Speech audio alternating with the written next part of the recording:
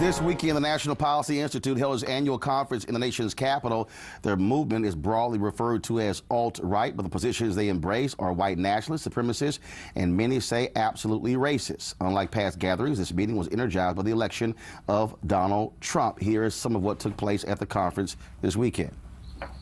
Hail Trump! Hail our people! Hail victory!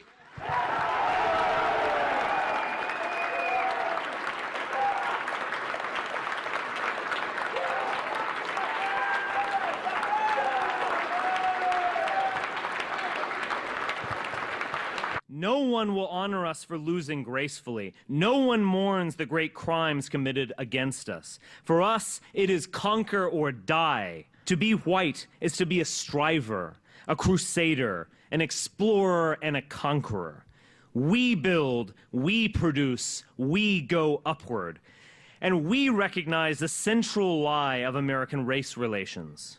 We don't exploit other groups. We don't gain anything from their presence. They need us and not the other way around.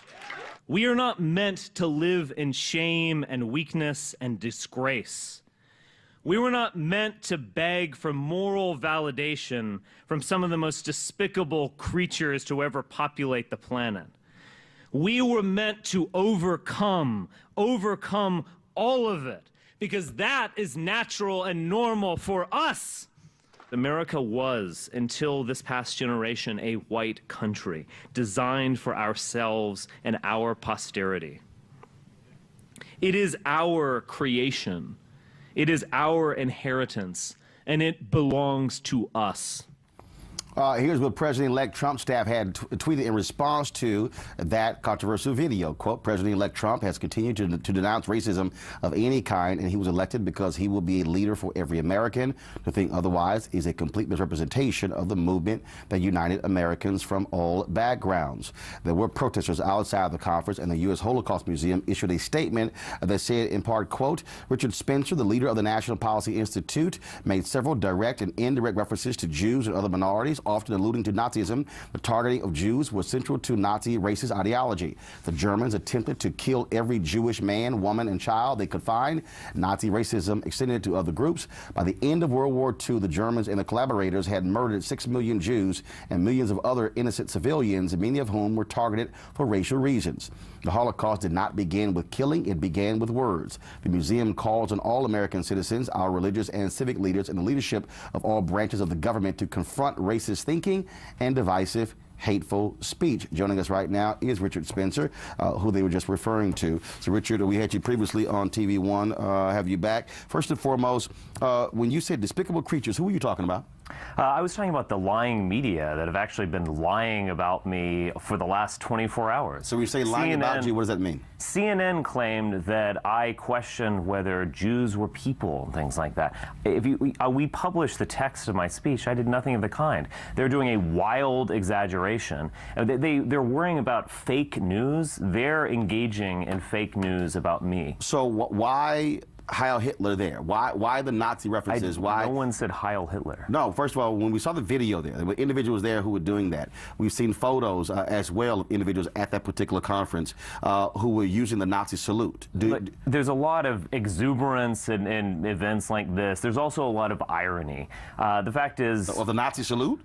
Yeah, in the sense when it's done in the context of the alt-right, it's done in a spirit of fun and exuberance. But this is America. Because whenever anyone sticks up for European identity, whenever they say, I want to stick up for us, for our people, they're always called a collection of names: Nazi, KKK, Southern Confederate, etc. I think a lot of people just want to throw it back in their enemies' faces.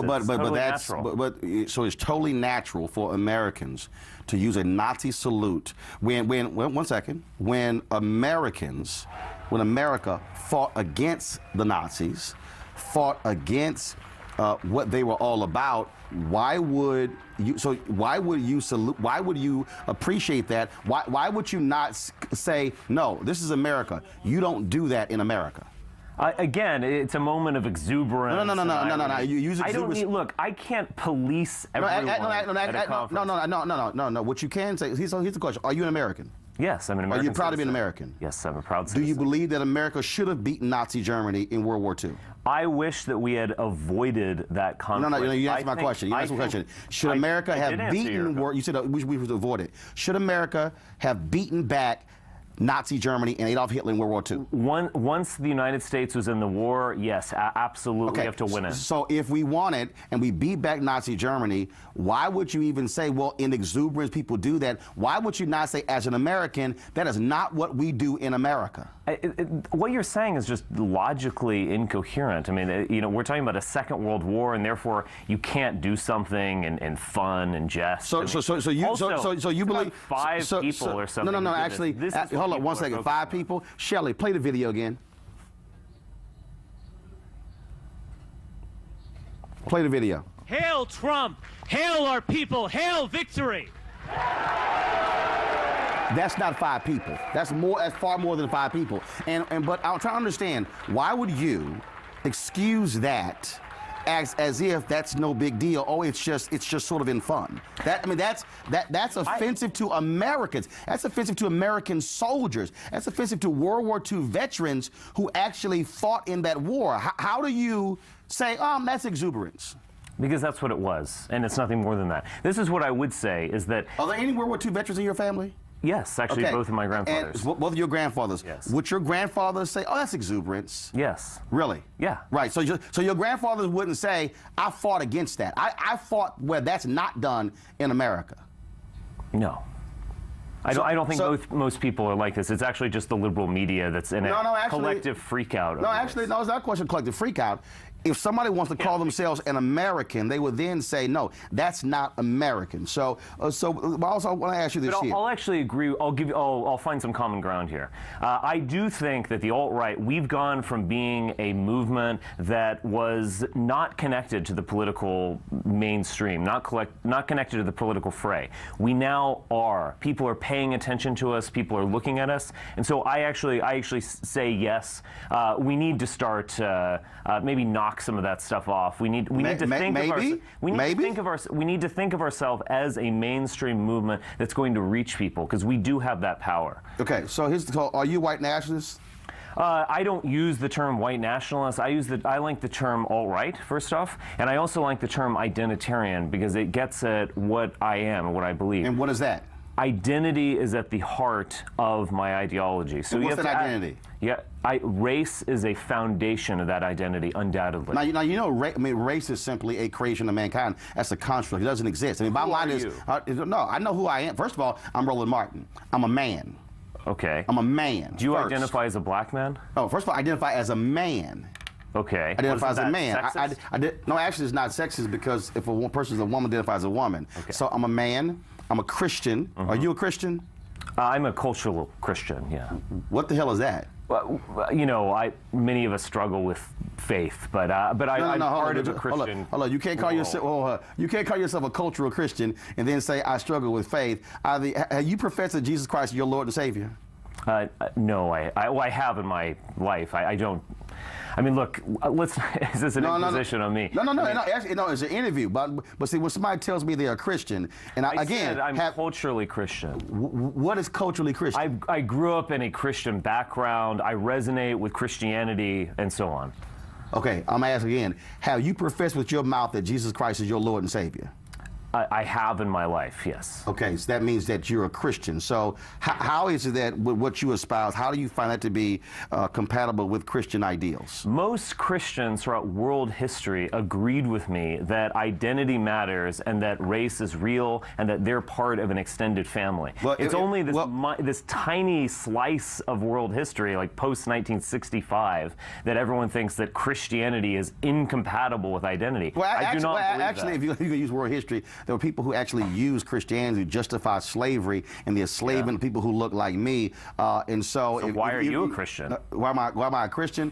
Because those people actually were false Christians. Those people were fake Christians. Those people probably were cultural Christians, where they somehow allowed culture to inform their faith as opposed to their faith informing their culture. But I ask you this. I go back to the question I asked you. For most of Christian history, there was feudalism, there was serfdom, there was slavery, there was identity, there was nationalism. And those all of these people unchristian, but you are Christian? No. Those are people who actually who chose to pimp the Bible as opposed to actually believe in exactly what Jesus Christ talked about. Most all of Christians throughout world history were pimps. No. You are a true Christian. No. What I'm saying is this here: as a Christian, I believe in the Word as opposed to this false nonsense that most of those folks were. But they were also fake Christians because they used the Word to actually enslave people. I'm so glad we've reached true Christianity. First in of all, 2016. First of all, you barely identify as one. So you say you cultural, you dance around it, and I'm being honest. It's around it. No, I got you. Isn't that a value? I got you. Yeah. Well,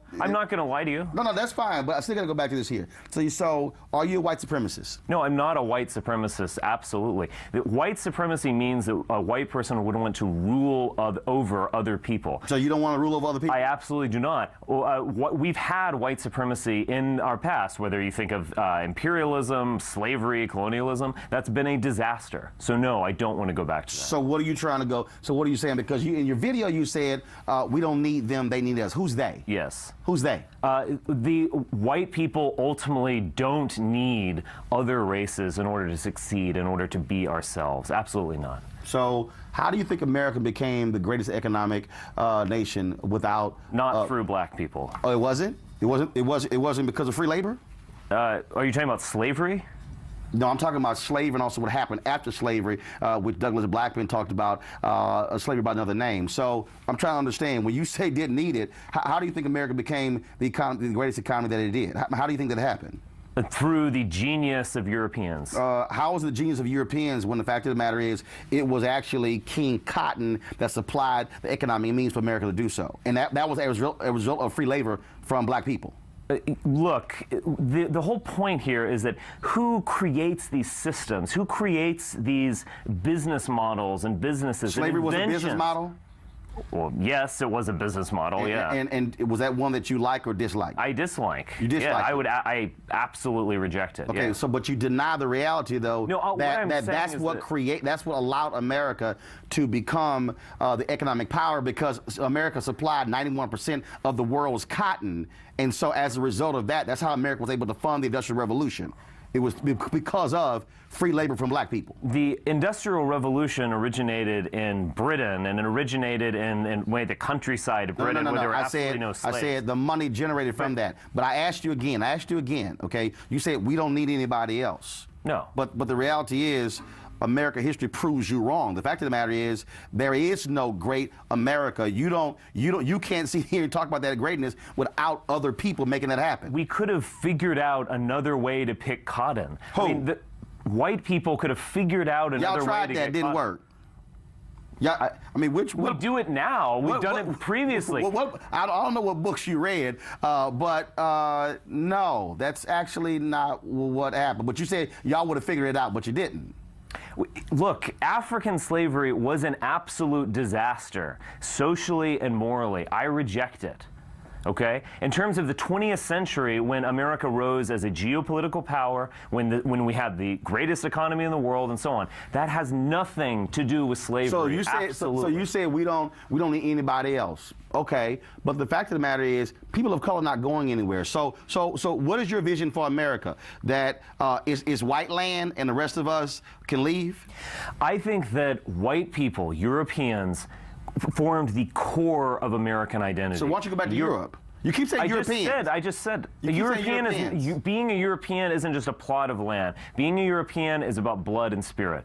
These people formed the core of American identity. What it means to be American is ultimately what it means to be a white person here. How so? Because Dr. are essential. Because the reality is here. Dr. King talked about. And I want to maintain that. Dr. King talked about it was black people who actually made America live up to the ideals that they wrote on a sheet of paper. That there were white Americans who talked about, we want the nation to be this. When the reality is, that's not what they were living up to. It was black folks who made that a reality when it came to the Constitution. When you say all men are created equal, we had a nation where it wasn't all men are created equal. I myself am critical of the Founding Fathers. However, clearly they did not believe in multiracial equality. Clearly, if you look at the first... And you agree with that? Yes, I agree with that. I do not believe that everyone's equal. So you don't believe in multiracial equality?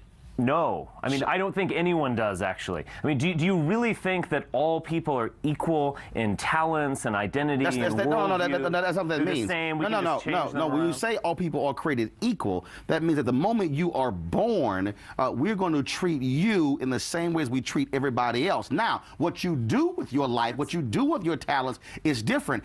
There are many areas I'm quite sure I'm far more talented than you. Yes. It doesn't mean that you don't have talent, but what it means is that when you are born, we're going to be treated as equals, equal American. So in your worldview, are you saying white folks should be treated as a greater American than if you're black or Latino or Asian or Native American? At this point, I want white people to have the same rights that all other people do. The fact is, all rights that white folks don't have? All institutions, in terms of legal rights, yes, everyone has the same thing. In terms of what institutions are actually doing, absolutely no. White people do not have the rights of minorities. How so? In what? I'll go into it. In terms of federal hiring, absolutely. Federal hiring is geared towards not hiring more white men. Whoa, stop. Hold on. Say it again. Federal hiring. Let me ask you a question. How many white men in the United States Senate? That's not federal hiring. No. Answer my question. How many white men in the United States Senate? I don't know the exact number. It's more than 80%. Majority. Sure. Okay. How many white staffers? See, you said hiring. That's hiring, correct? Right. How many white staffers in Congress? A lot. A lot. Define a lot. I don't know. It's in excess of 80%. Okay. So please show me how. No. That's federal hiring. It's federal hiring. So you say no. Hold up. That's federal hiring. So I'm trying to understand something here. You said like all of a sudden, oh my goodness, it's so rough for us. Do you think that affirmative action is not at play in federal hiring? Actually, hold on. Every department on down. I mean, give me a break. Actually, do you know what the greatest affirmative action policy was in this country? Slavery? No, that wasn't affirmative action. Okay. That was free labor. The great affirmative action policy in America was the GI Bill. And do you know who benefited from the GI Bill? White people. Your grandfathers. Yes. Do you know who did not benefit from the GI Bill? The same black folks who fought alongside in World War II, who also bled for this country, and when they came back. So when you talk about affirmative action, that is the greatest affirmative action bill in the history of America. Do you know who's benefited greater from affirmative action policies? First of all, who created affirmative action? White people, probably. Okay, President Richard Nixon, right. 1969, Arthur Fletcher was there as well. Who is the greatest beneficiary of affirmative action? The greatest beneficiary? I would say African Americans. That's a lie. Okay. Do you have a girlfriend or wife? Yes. Is she white? Yes. She's the greatest beneficiary of affirmative action. White women have benefited more from affirmative action than anybody else in America. You're getting very sexist here, Martin. No, it's not sexist. That's a fact. So the fact is, so when you say affirmative action, white folks. That might be the case. No, it's not might. White women have benefited from affirmative action more than any other group. I'll go with you to that. No. So when you're saying, oh my goodness, affirmative action, why should not getting hired in the federal government? That's a lie. Oh, that's fine. Look, this is what I'm saying. In terms, let's look at Silicon Valley. Every spring, these big companies, Apple, Google, Facebook, will release diversity reports. And they will basically say, we are focused on not hiring white men. Really? Yes. Hold on one second. Look at all the diversity. I'll stay right there. Hold on one second. I'm going to go to a break. See, here's the problem, Richard. This is the problem when you're a smart black man who can read. Have you seen their diversity numbers? Yes, whites are underrepresented in these corporations. All right, when we come back, we're going to do a fact check for Richard here when it comes to Silicon Valley, because, see, as y'all know, here on TV1, Reverend Jesse Jackson Sr. has been talking about Silicon Valley. I've been right there covering this for the last 24 months. We're going to give him the facts, and we come back right here, News 19 TV1. All right, folks, back with our guest, Richard Spencer, president of the National Policy Institute, says he identifies with the alt-right. Many of us say he's a white nationalist. Richard, we talked about Silicon Valley. According to this report right here from the federal government, top 75 Silicon Valley tech firms. Whites, 47% of the workforce. Asian Americans, 41%. Hispanics, 6%. African Americans, 3%. Now, would women make up? No. So what you're saying is we don't have enough white people in Silicon Valley? No, what I'm saying is white people, those numbers that you just read reveal that white people are underrepresented as a percentage in the population in Silicon Valley, which is exactly what I said. So are white people underrepresented when it comes to Fortune 500 CEOs? No, not in terms of CEOs. Okay, are white people underrepresented when it comes to a board of directors members of Fortune 500 CEOs? Probably not. Of white people are underrepresented when it comes to corporate officers of Fortune 500 CEOs? This is called moving the goalposts. No, it's not. No, here's the deal. What you're saying is this here, okay, in this sector, oh my God, we only have 47% of white people. So what do you want? You want 70, 80, 90? No, what I'm saying is that these corporations, by their own explicit admission, are trying to hire less white people and less white men. So you're reports. Are you saying they're not hiring people who are the smartest? No, I don't think they're hiring people merely because they're the smartest. So you're upset that you're upset. No, I'm trying to understand. You're upset that 47% of white people work in Silicon Valley, but you have no problem with 90% of the Fortune 500 CEOs being white. I see what you're saying. No. I'm asking yes or no. Do you like and accept that 90%, 80+% of Fortune 500 CEOs are white men? Look, are you cool with that? Yeah. Do you prefer that? Sure. So what you're saying is what you want is you want whites being majority in control of every sector in America. What I want, look, I'm not an economic thinker in terms of politics. What I want are politicians similar to Donald Trump who really want to protect the people here, who don't think just in terms of global population. Who's the people? Who are the people? Right. Whites are still a majority in this country. No. But you said the people. So he's black, she's black, he's white, I'm black, Latino. Are we in the people? Yes, clearly you are citizens of this country. Okay, so if we're in the people, then why can't we also have jobs? I care about the country itself, but I really care about European Americans. Okay, but all of these institutions, these institutions are dedicated to discriminating against people like me. Wait, hold on. By their own admission, they are. If whites are dominating jobs in banking, if whites are dominating jobs on Wall Street, if whites are dominating hedge funds, if whites are dominating NFL owners and NBA owners, if whites are dominating the major sectors, how in the world can you somehow say, oh my God, it's rough for us white people out here? It's not. If you're saying that, how are whites dominating the number of jobs on Capitol Hill? How are whites dominating the number of jobs in the White House? How are whites dominating jobs all across America? And you're saying it's not enough white people, so stop hiring those minorities. They don't need jobs. We got to make sure us white people keep getting jobs. Is that what you're saying? It doesn't surprise me at all that whites succeed. We have succeeded throughout the centuries. We are a people of great genius and ambition. So none of that surprises me. In terms of looking at all of these CEOs, a lot of these are older people. They're from a generation they come from a generation with a very different population. What I'm more worried about right now are younger people. These institutions are actively, explicitly trying to discriminate against them in terms of hiring. How? It's unfair. How? I don't like it. But even worse, How? this is moving towards a country that is not going to be the country that we want. Well, no. We say the country that we want. I'm still trying to understand because you still haven't answered my question. Because Europeans build societies that everyone wants to come to be honest. Okay, where are the Syrian refugees? Hold on, you said when they're built invading, where are they going? They're going to Central Europe. They're going to Western Europe. You said built. Yes. Who built the railroads in America and allowed for us to have expansion out west? Who built that? Yes, a lot of Chinese people. You said the operative word there was built. Built. Who built? Okay. Who designed them? Who had the genius to imagine railroads? Europeans. Wait a minute. The genius to imagine railroads. Okay. Yeah. But you said Are built. there railroads in Africa? You said yes. You said built. Why? You said us. hold up. You said okay. First of all, that is absolutely true. First of all, the greatest genius when it came to the building of the pyramids. Do you know what those are white people, by the way. Who are white people? The Egyptians are not African. I'm sorry. Do you know where Egypt is? Yes, it's in North Africa. Okay, stop. Stop right there. You just said that you said the Egyptians are not African. Are white South Africans African? Wait. Yes, they are African. See, okay, to be African means you come from the continent of Africa. So if you come from the continent of Africa, that's who you are. So that means you're an African. So you do know. Do you also deny science that man originated from Africa, or do you say that's false science? What are you talking about? I mean, what are you referring to? I'm talking science. Archaeology. I'm talking biology. I'm talking science. In terms of where did man originate? White scientists. Egypt was an amazing civilization. No, it was not created by black Africans. I'm sorry. It wasn't. Who created it?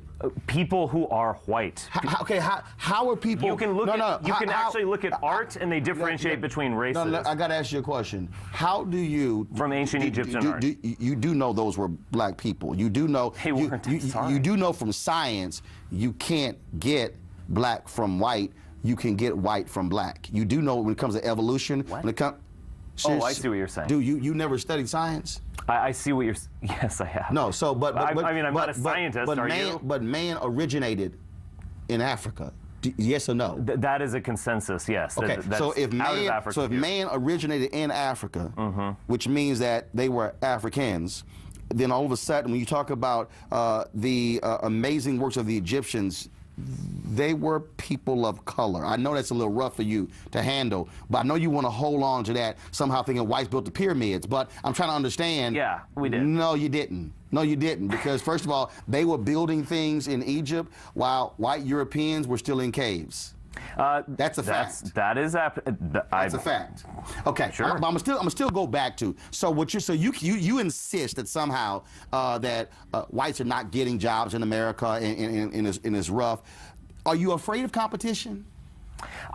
I am not afraid of competition. Competition can be good. That being said, what's great? To compete? Are you I think afraid actually, to compete? hold on. Are you afraid of some other television station beating you? I mean.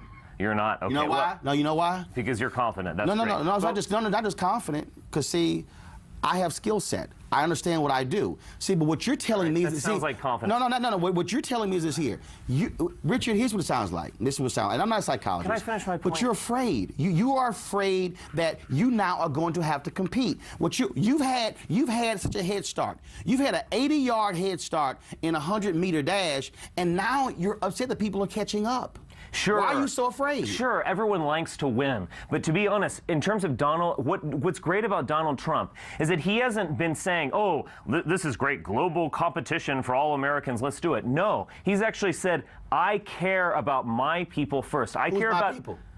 He's referring to all Americans. When he says, my people first, America first, what he's saying is that he is going to help the people of this country first. But you don't He's want not going to throw them out to the wind. But you don't want that. You don't want. Yes, I do. So you don't mind blacks and Hispanics and Asians, Native Americans getting jobs, doing well. You don't mind that? Of course I don't mind that. Okay, but you're so concerned that oh my God, whites are not getting hired when that's not true. It's clearly whites are getting hired. My claim is that effectively every major institution in this country, from governmental institutions to corporations, are discriminating against whites and white men. When you're majority white, they explicitly they literally talk about it. If you believe race doesn't matter and that we're all equal and so on, then the Apple Corporation should be 65% white. It's not. Hold up. You say it should be 65% white, but if Apple is saying that Asians are tremendously overrepresented. Because maybe if Asians are going and studying in those sectors, that's why. Right, but sure, but I mean, you're just begging the question. No, I'm not begging the question. What I'm saying is this here: why are more whites? Why are they? Why are they going into sciences and not? I mean, why are Asians succeeding in science, I want the Texas, whereas Africans aren't? I want the Texas A&M. Why are more whites in agriculture? We have a natural, tendency to do that. I don't know. No, you don't. First of all, black people actually out there sitting Please picking don't cotton. say black people created agriculture. No, but we damn sure did the work. But here's my whole point here. Here's my whole point, which I'm trying to get you to understand. Okay. If you have more whites who are going into agriculture, again, I'm a Texas A&M University graduate. I grew up in Texas. Okay, where? In Dallas. Okay, which part of Dallas? The white part. Which part? There's a lot of white parts in Dallas. Just Preston Hollow. Yeah. I see exactly where your thought process comes from. That's why you have the white country clubs there as well, because they don't want other people in there. But again, are there black churches, black country clubs? Are the black churches? No, they're black country clubs where you have black people who play. But also, aren't there black institutions that are like just what? for you? No, it's not just for us, because the fact of the matter is, churches, those are just for you guys. No, actually, no. That's great. But actually, no, it's not, because there are black churches where you can come if you want to, doesn't matter. And just like you have a white church, you can come. That's my point, but that's what it is. So you're factually incorrect. Here's my whole point. When I talk about agriculture, there are more whites who are going into agriculture. Why? Because that's the area they're going into. So if Asians are going into a particular area, that's where they're going. You're begging the question. All I'm saying is, why are Asians succeeding at these technical fields? Because why they're working in it. Because they're, again, you're just begging questions. Like, at some point... Why are whites succeeding in agriculture? Can you let me finish? I'll ultimately get to this. It's about human nature, and it's about their unique gifts. Asians have a... Unique gifts? Yes, East Asians have a higher, on average, IQ than Europeans. It's remarkable. It doesn't surprise me that they succeed at math. They succeed in science. Oh, that's a terrible stereotype. No, I'm not using stereotypes. It is what it is. All I'm saying is here, Richard. The fact of the matter is here. This is actually why I would want to restrict immigration of East Asians. It's not because I think I'm afraid of them. I actually respect them. I respect their civilization. It's about protecting my people. That's what it's about. But here's the people. When you keep saying my people, then you say all Americans when you're not talking about it. Here's the reality, Richard. The reality is this here. You have to navigate between people you care about and all citizens. Here's the deal, Richard. We're not going anywhere. And see, Richard, it's about to be a little tough for you. About a little tough for you, Richard, because see, you and your people have had a great head start. Tremendous head start. 20-odd Africans arriving in 1619. Who gave us this head start? One second. 16. But see, that's what I'm saying. When you have a head start, it means you're scared to compete. See, I know some other whites out there who are not white nationalists, who are not afraid of competition, who are not afraid of this. But here's the reality. We're not going anywhere. Right. And you might want to suck that up. And I know it's rough. But I suggest what you should be doing, Richard, is preparing your generation for a world of competition where you have to where you don't get the head start your mom and daddy gave you, that you're going to start maybe not 80 yards ahead, but 30. But you know what? You may want to train harder, because we're training harder, and we're going to catch up. We're going to win. And also, you're not going to win, Mr. Richard. Martin, I want to tell you, you've got to prepare yourself. You've dealt with a bunch of guilt-ridden, silly whites all your life, and we are waking up. We are recognizing who we are, and we see an amazing future. Richard, so you better get ready. I'm going to tell you right now, Richard, here's the deal. 1619, 20-odd Africans arrived, Fort Comfort, Virginia, okay? 1619, 397 years ago. Trust me, we're resilient. We're not going anywhere. And I'm going to tell you right here, and as my frat brother Vertner Woodson Tandy said in 1937, we will fight until hell freezes over, and then we will fight on the ice. You better go work out, because you got to fight on your hands. Thanks so much. Oh, to be a white congressman in America. Iowa's Steve King continues to showcase his white nationalist beliefs in response to a tweet he posted over the weekend that drew major condemnation from Republicans and Democrats, even though two of the black Republicans in Congress have been quite silent on this. Y'all, other people's babies, he's talking about y'all. In an interview with an Iowa radio station on Monday, King took issue with recent comments made by Univision anchor Jorge Ramos about whites becoming the minority in America within 30 years. Jorge Ramos' stock and trade is to identify and try and drive wedges between race and ethnicity, I should say, to be more correct. And when you start accentuating the differences, then you end up with people that are at each other's throats. And he's adding up Hispanics and blacks, and that he predicts will be in greater number than whites in America. I will predict the Hispanics and the blacks will be fighting each other before that happens. Boy, that's stupid. Later, King went on Tucker Carlson's show on Fox News to discuss, again, the controversy. And it's no shock that Tucker Carlson would defend Steve King's racist tweets and his white nationalist views. We're at this place now in America where we're seeing people marching in the streets that are pushing back against the American culture and the American civilization. And it's troubling to me that over the last 25 years, we've essentially phased out the promotion of assimilation, and we promoted instead multiculturalism and diversity as if it were our strength. And in fact, they're using it now to divide us, and that's what Barack Obama did throughout his presidency. Everything you said, I think, is defensible and probably right. The problem with the tweet was that it suggested there's a racial component to American identity. Well, there's no shock Tucker Carlson would say that. But if you want to understand Tucker Carlson, if y'all want to understand what it means to be white in America, he had a failed show on PBS canceled, failed show on CNN canceled, failed show on MSNBC canceled, and he still got another show on Fox News. Boy, it must be good to be a white man in America to have that many failures. Show me somebody black or Hispanic who had 3 shows that got canceled and got another one, or even 2, or even 1.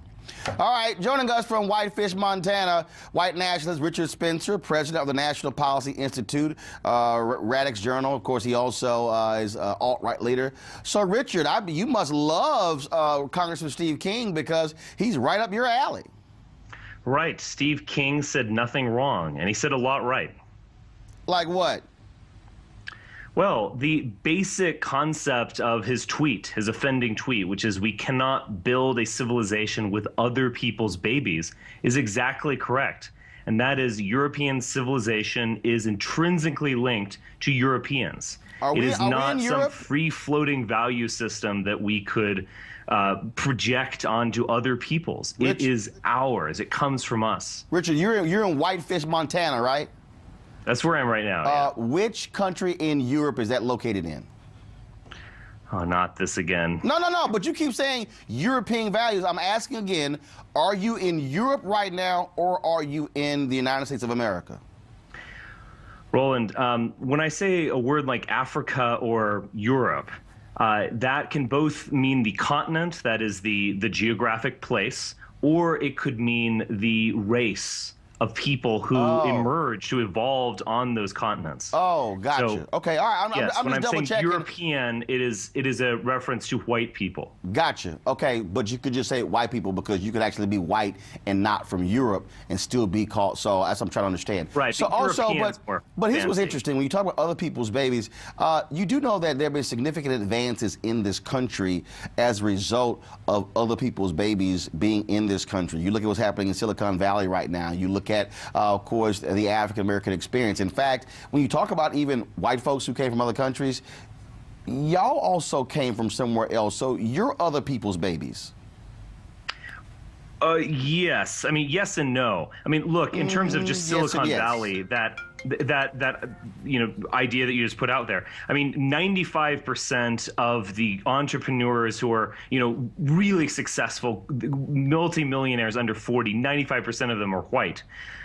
In terms of, look, all of these amazing inventions and things that have changed our lives, I mean, these are derived from our people. Who's our people? white people. Okay, but I'm right talking about now, myself. but when you have the advances right now in Silicon Valley, when you look at what's happening with technology, even when you look at right now of the young folks who are scoring high in STEM, 83% of them don't look like you. So our future actually is pretty bright because of other people's babies. And here's the other piece, Richard. We're not going anywhere. It doesn't So y'all might matter. want to, but here's the deal. You can't blame black people and Hispanic people because white people in America, one, stopped having babies. And two, you can't blame black people and Hispanics also for the opioid addiction, where white folks are dropping dead at a higher rate than anybody else. Y'all on the painkillers, not us. There are a lot of problems within the white community. I would never deny that at all. The fundamental point, and this is the point that was truly radical and truly right about what Steve King said, is that culture and civilization are intrinsically connected to race. Indeed, they're derived from race. What culture is that? Sure, we could have a ton of intelligent Asians or Indians come to America and do great in STEM or whatever, but they're going to create a different culture and different civilization. But here's the deal, though, Richard, let me ask you a question. That's an idea that he put forward, although he wasn't really able to articulate it and stick with it. Well, if he also said later that, oh, we need to adopt the world's children and turn them into Americans and things like that. So Steve King, not everything he said is correct, but in that tweet, the reason why it became a controversy is because he was getting at something, that this is our culture. Well, actually, here's the deal, though. You don't actually have a culture without other people in this country. You don't have one. I mean, without other people's babies, when you say our culture, you don't have it. Well, I mean, okay, I can tell you, without black folks in music, you don't have a culture. When you look at food, when you look at dance, see, when one says culture, that means a whole lot of stuff, and not what you're talking about. So, final comment. Go ahead. Final comment. I will agree with you that very often races will engage in what you could say is cultural appropriation. If you look at Japan, its alphabet came from China, and much more came from let's talk about America. But there's if you want to talk about the white race, something like the guitar, so much of food is in a way elements of it are taken from other cultures. But there's a spirit or stolen. No, stolen is actually a very wrong way to think about it. This is like Afrocentrism of stole civilization. So who took the guitar? White folks took the guitar from somebody else, or did black people take the guitar from white people? I'm just curious. Right, but it's not stealing. It's appropriating in the sense that there's a spirit behind it that we make something our own. That's in a way what makes a people is that spiritual sense that we can take elements of other things and create them. Well, the fact is, American culture, sure, there are elements from other peoples, the elements from Africa, the elements from Native American cultures, but there's this European spirit that defined it, that brought it all together. Well, I'll tell you what, though, when you brought the guitar, the greatest guitarist to ever walk this planet is Prince. He's other people's babies. Richard Spencer, we appreciate it, man. Thanks so much.